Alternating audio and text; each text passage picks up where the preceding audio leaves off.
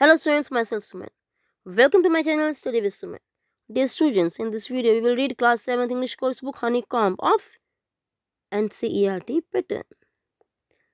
Dear students, we will read chapter 10, The Story of Cricket. Its author is Ramachandra Guha.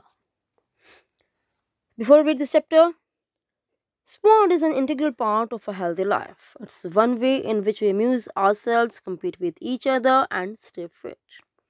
Among the various sports such as hockey, football, and tennis, cricket appears to be the most appealing national entertainment today. How much do we really know about the game called cricket? जी students, सब जानते हो कि sports जो है हमारी healthy life का एक पार्ट है, एक बहुत ही अभिन्न अंग है। ये एक ऐसा रास्ता है जिसके द्वारा हम अपने आप को फिट रख सकते हैं, एक दूसरे से compete कर सकते हैं, मुकाबला कर सकते हैं और स्वयं को खुश रख सकते हैं। तो बाकी सभी स्पोर्ट्स की बजाय जो हॉकी, फुटबॉल, टेनिस, क्रिकेट, इन सब में से जो क्रिकेट है वो आज सबसे ज़्यादा एंटरटेनिंग गेम हो चुका है। अट्रैक्टिव मतलब लोग उसकी तरफ बहुत ज़्यादा अट्रैक्ट हो रहे हैं।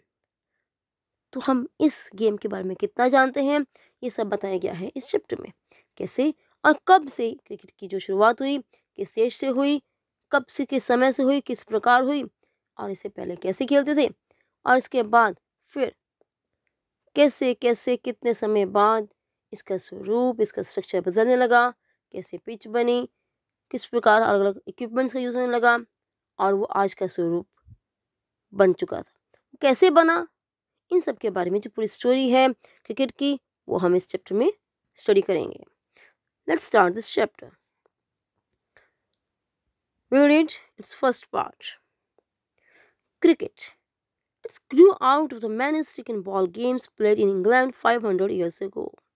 क्रिकेट जो लगभग 500 साल पहले स्टिक और बॉल के साथ, डंडे और गेंद के साथ खेले जाने वाले कई खेलों से पैदा हुआ है, अर्थात कई खेलों से बना है।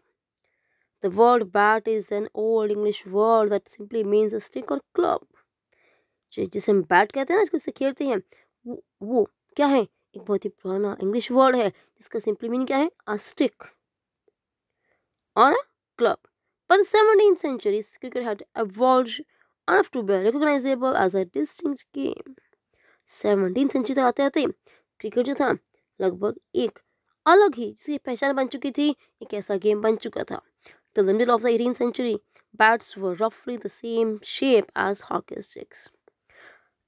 18वीं शताब्दी यानी 18th century तक आते आते, इसके बीच तक आते आते बैट्स की जो शेप थी वो हॉकी स्टिक के समान ही थी, curving outwards at the bottom, जो कि बॉटम से भाग की तरफ मुड़ी हुई थी। There was a simple reason for this. The ball was balled underarm. इसका एक ही रीजन था कि बॉल को अंडर आर्म यानी कि अपने कंधे से नीचे की तरफ फेंकते थे, सीधी उसे आजकल फेंकते हैं ना, गोल घुमा के बाजू को, वैसे नहीं फेंकते थे। On the ground and the curve at the end of the bat gave the batsman the best chance of making contact. और ये मैदान की जमीन के साथ साथ फेंकते थे इसे, और इसे क्या था, बैट का जो कर्व था वो उस गेंद के साथ वो इसे उठाने में और उसे दूर फेंकने में उसे अच्छा मौका मिलता था, किसे, बैट्समैन को। One of the peculiarities of cricket is that a test match can go on for 5 days and still end in a draw. Now, सबसे ज़्यादा एक अनोखी विशेषता है इसकी में से, इसकी जो स्पेशलिटीज जो कैरेक्टरिस्टिक्स हैं, वो एक ये भी है कि टेस्ट मैच जो है वो 5 दिनों तक खेला जा सकता है और फिर भी ये ड्रॉ पर, इनकी बराबरी पर खत्म हो सकता है, समाप्त हो सकता है। अब देखो यहाँ पर ये ऑर्डेस्ट क्रिकेट बैट किस प्रकार से कर्व एंड है इसका, हॉकी स्टिक की तरह बनी हुई है। ये पुराना क्रिकेट बैट सबसे पुराना। No other modern team sport takes even half as much time to complete.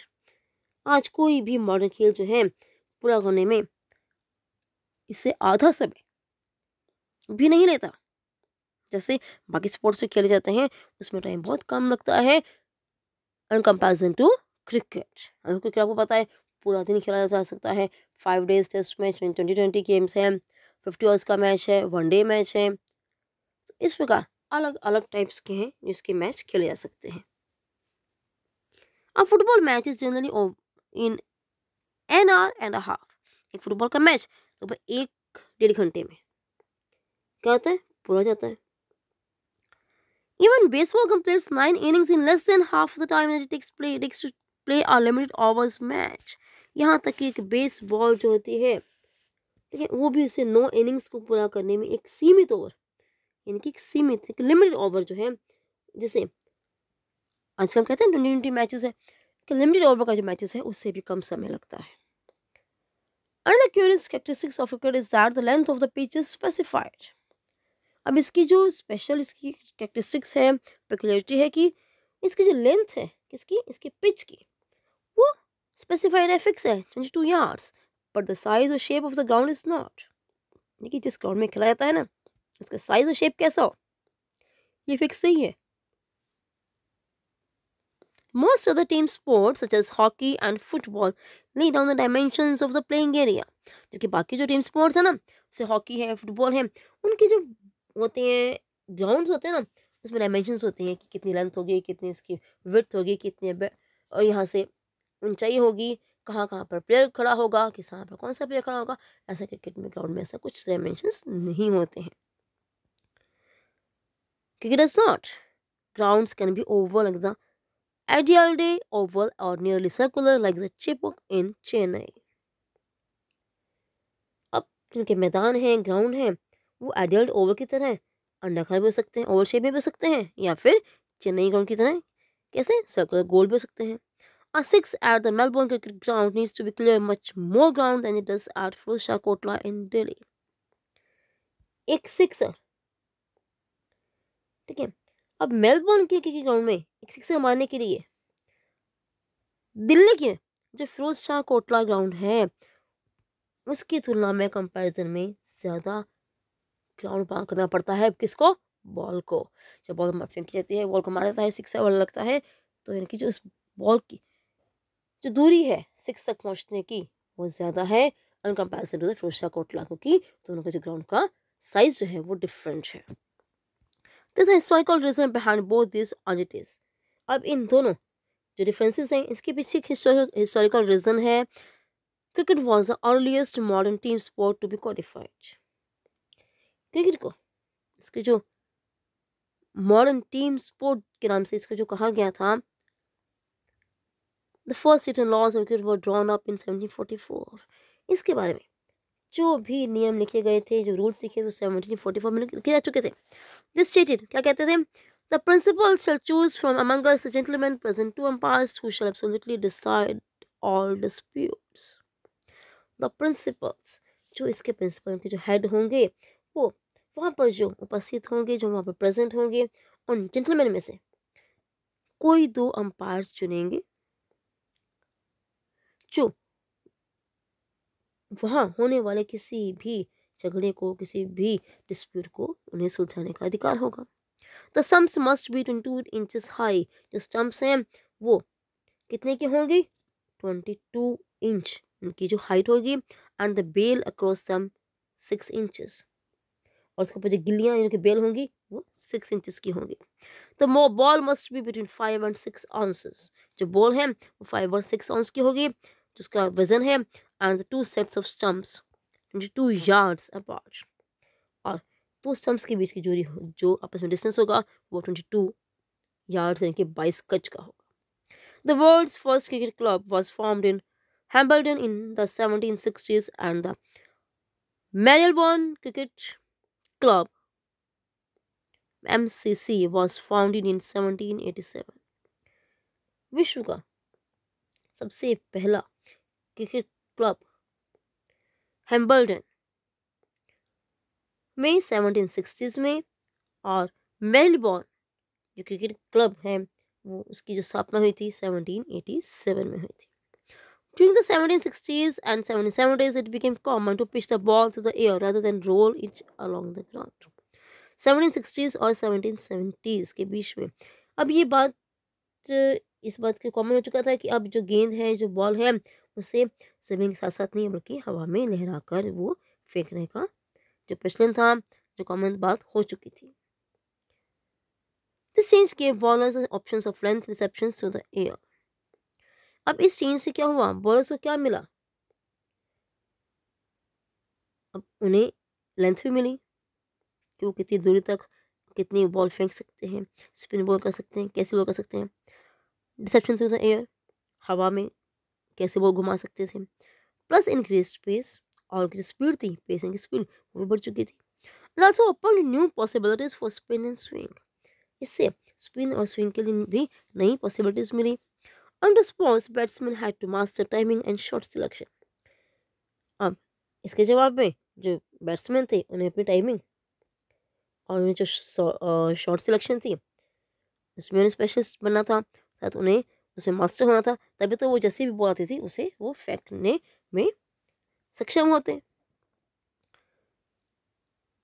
Now one immediate result was the replacement of the curved bat with the straight form, सबसे जो तुरंत सबसे पहले क्या क्या रिजल्ट हुआ कि अब वहाँ पर जो कर्व्ड बैट था उसकी जगह पर अब सीधा स्ट्रेट बैक जो आ चुका था।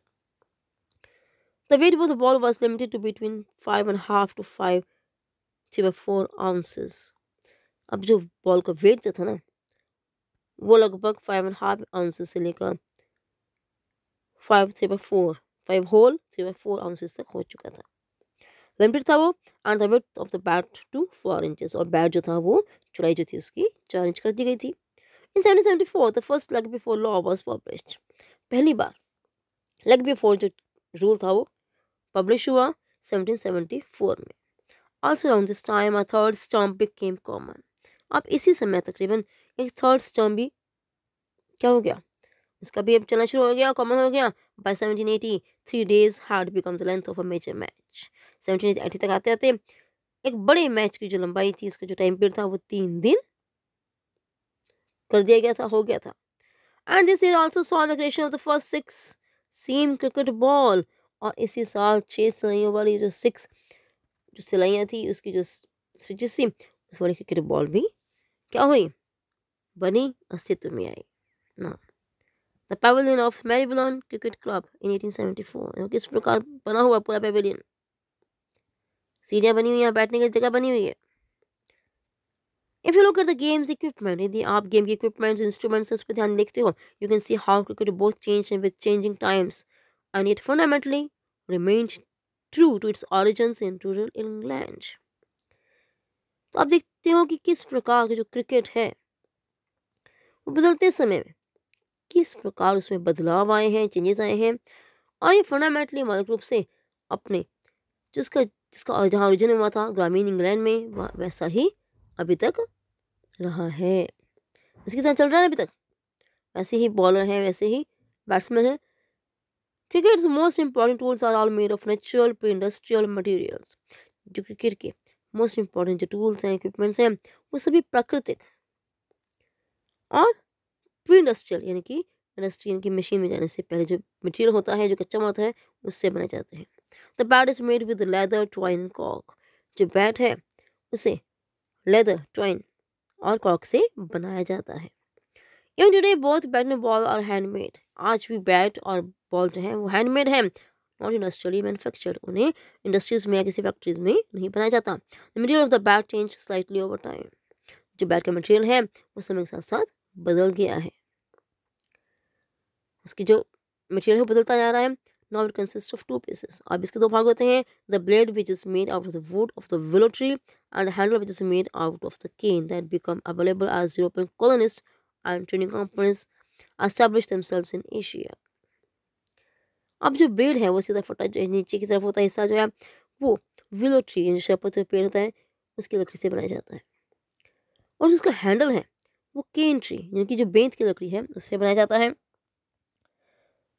दैट बिकेम अवेलेबल, जो कब हमें यहाँ तो मिला था, जिसमें उपलब्ध हुआ था जब यूरोपियन कॉलोनिस्ट हैं, जो उपनिवेशधारी हैं, और जो ट्रेडिंग कंपनी सी व्यापारी कंपनियाँ थी, उन्होंने स्वयं को एशिया में स्थापित किया था, यानी कि उन्होंने अपनी जो कंपनियाँ यहाँ पर लगाई थी तो उसमें बेंत की जो लकड़ी थी उसका यहाँ पर आना हुआ था, शुरुआत हुई थी। Unlike golf and tennis, tennis और गोल्फ की भांति नहीं, cricket has refused to remake its tools, अब गोल्फ और टेनिस की भांति नहीं क्रिकेट ने अपने औजारों को, अपने टूल्स को इंडस्ट्रियलिस्ट और हाथ से बने हुए हैंडमेड ये मटेरियल्स हैं, जैसे प्लास्टिक, फाइबर ग्लास और जो मेटल है, उन सबको रिजेक्ट कर दिया है, नकार दिया है। इनकी इसमें बैट में कोई भी चेंज नहीं हुआ है, वो आज भी हाथ से बनता है, उसमें फैक्ट्रीज का कोई रोल नहीं होता। But in the matter of productive equipment, लेकिन जहाँ तक प्रोडक्शन के लिए, रक्षा के लिए उस इंस्ट्रूमेंट की बात है, cricket has been influenced by the technological change. Cricket में उसमें भी टेक्नोलॉजिकल परिवर्तन आ रहे हैं। The invention of vulcanized rubber led to the introduction of pads in 1848 and protective gloves soon afterwards.